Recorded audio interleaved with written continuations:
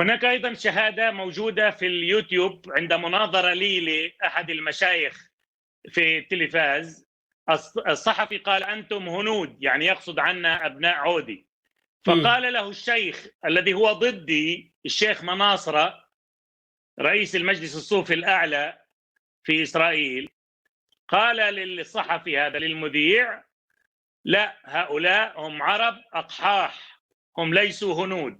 الذين يسكنون في حيفا الأحمديون الموجودين هنا في هذه البلاد هم عرب أقحاح بشهادة. ويمكن أن نضع هذا المقطع من الفيديو لهذا الشيخ مناصرة رئيس المجلس الإسلامي الأعلى الصوفي، رئيس مجلس الإسلام الصوفي الأعلى، وهو يشهد بأننا نحن عرب.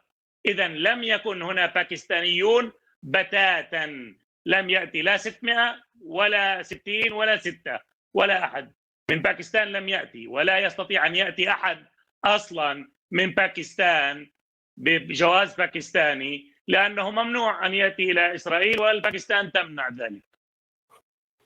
جی شریف صاحب فرما رہے ہیں کہ ایک اور گواہی یہ ہے کہ میرا ایک انٹرویو چلا تھا ایک ٹی وی کے اوپر، جس میں ایک بہت بڑا عرب عالم شیخ مناصرہ بھی تھا، جو صوفی مجلس کا مجلس اعلیٰ صوفیہ کا صدر تھا شیخ مناصرہ.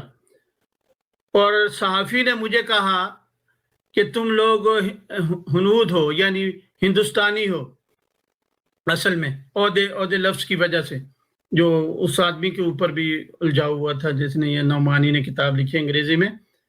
تو اس شیخ مناصرہ نے اس صحافی کو کہا کہ نہیں، آپ کی بات غلط ہے، یہ شریف عہدہ صاحب کی فیملی تو پرانے خالص عرب ہیں جو اس علاقے کے ہیں.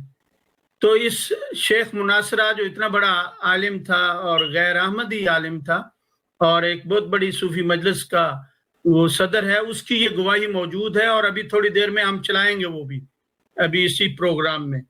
تو کبابیر میں یا اسرائیل میں کوئی پاکستانی نہیں، کوئی فوج میں نہیں، یہاں آ ہی نہیں سکتا کوئی پاکستانی، یہاں منع ہے اس کا آنا، اور پاکستانی حکومت بھی کسی کو یہاں آنے نہیں دیتی.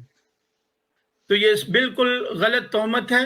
ہم یہاں کے عرب باشندے ہیں، مسلمان باشندے ہیں، پرانے باشندے ہیں، احمدیت سے آنے سے بہت پہلے کے.